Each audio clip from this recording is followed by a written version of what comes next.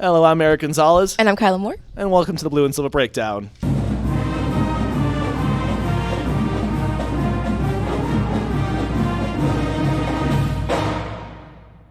All right, Kyla, so we had one main game of the week for today. Yes, what we was did. it? We went to the wrestling matches for the girls and the boys.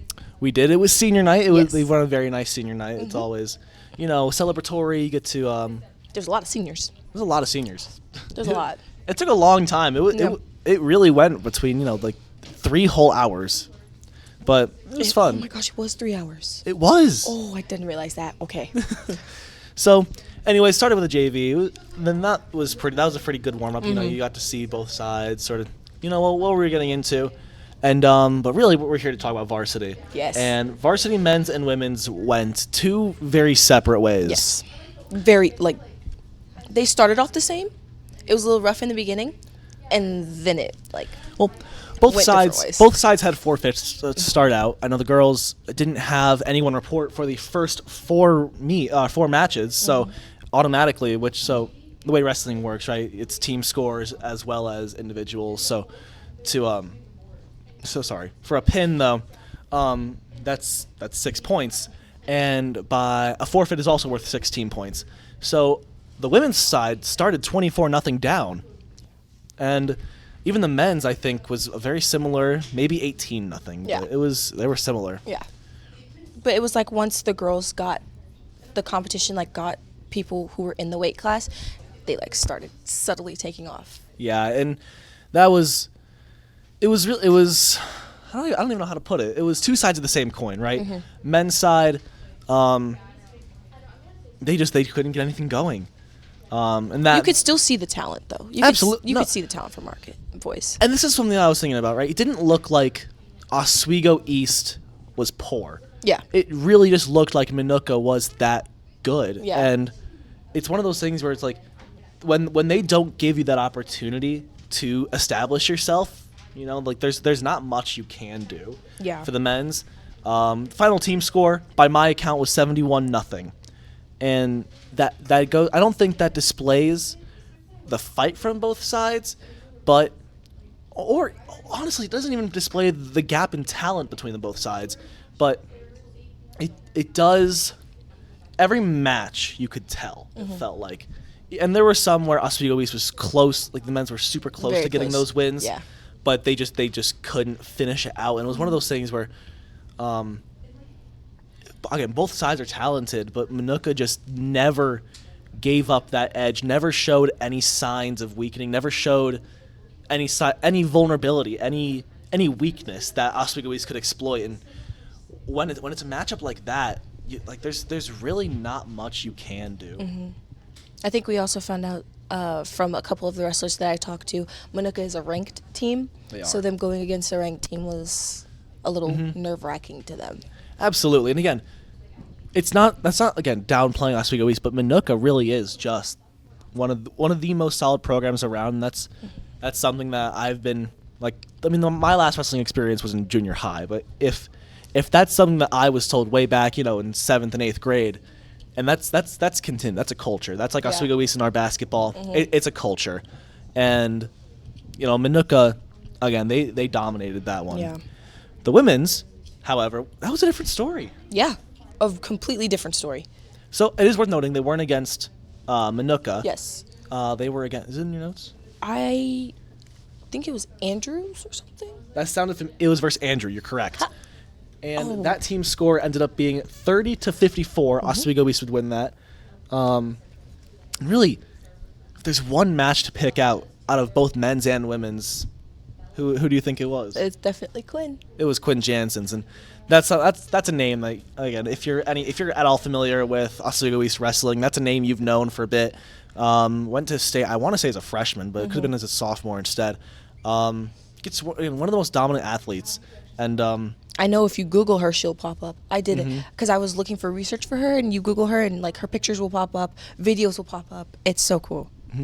And she ended up winning by a pin in the first period, and I think at the point that happened, it was 13-3 on the on individual score. So again, it's 3 points for a takedown, and then if you if you're close to a pin for a couple of seconds, you get up to 4 points there. But there's also one escape point. So if you get out of it, it's you get a point to escape.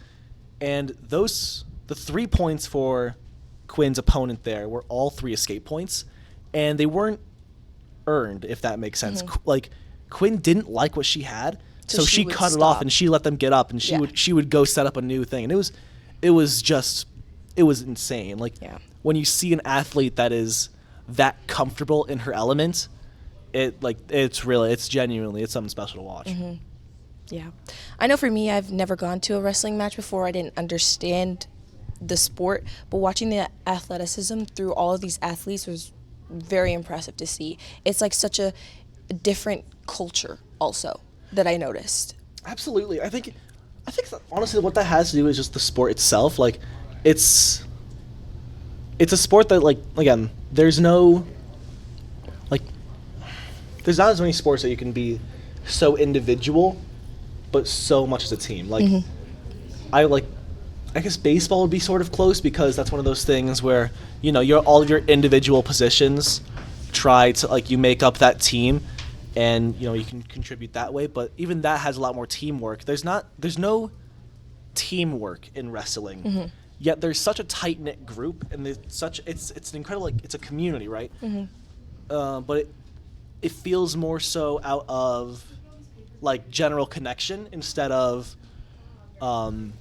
like, used to each other, right? Like, it's not one of those things where I respect you because you're useful to the team, because you're a player who could play well, right? Like a pitcher and catcher, right? Like, they might not like each other as people. I mean, that might even be a bit harsh, but it's one of those things where it's that respect because what you can do for the team. This one, because again, there's no teamwork. You don't work with people as a team for wrestling. Except, your sparring partners and everything. That's a different thing. But it feels like it's a more mutual respect, mutual bond in wrestling. So yeah, I think what you said with the closeness, it's something that we see across all of our sports programs here.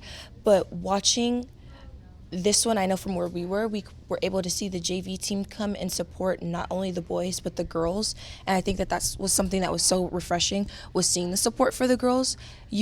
I know as soon as, like, there was 2 matches going on, so you couldn't really, like, look at one and just look at one. You would have to go back and forth, and so when I was focused on, like, a boys match, you would hear the JV boys cheering on the girls, and that's how you knew that somebody did something good. It wasn't like they were just there to watch the boys. It was equalized, and I loved seeing that. Yeah, and it was loud. It was very loud. It got loud, and that was something that was, like, this goes back to what I've been saying for, like, episode after episode, right? The atmosphere, right? Like, what kind of atmosphere can you create, and what does that do for the players?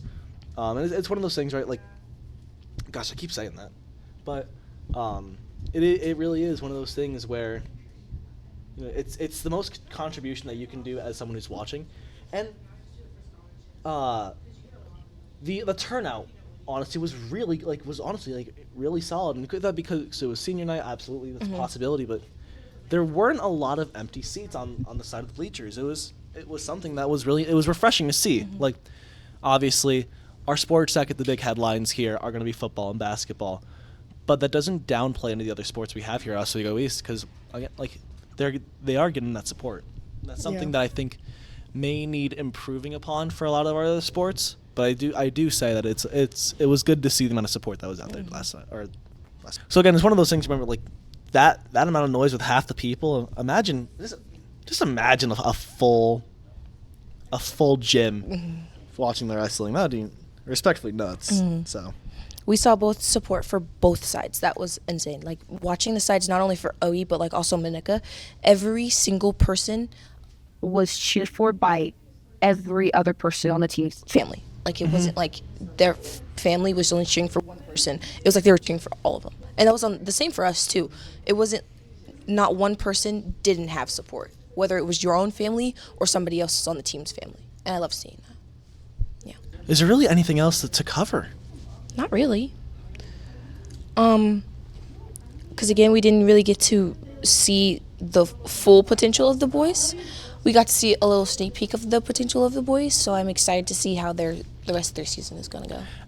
Absolutely, and I'm interested to see how this drives them forward, right? Like, it's obviously, it is a big loss, right? It is something that is going to weigh on any athlete. So it's one of those things where how do you turn that into a positive drive to move forwards? How do you take what just happened and how do you transform it into that drive again? Like, how do you take it to that passion? How do you keep yourself going, right? How do you grow out of it? Like, not grow out of it, grow from it. So, Yeah. other than that, though, I don't think there's much else to cover. Ladies and gentlemen, thank you so much for tuning in to the Blue and Silver Breakdown. I'm Eric Gonzalez, I'm Kyla Moore. and we'll see you next time right here on OE Wolf TV.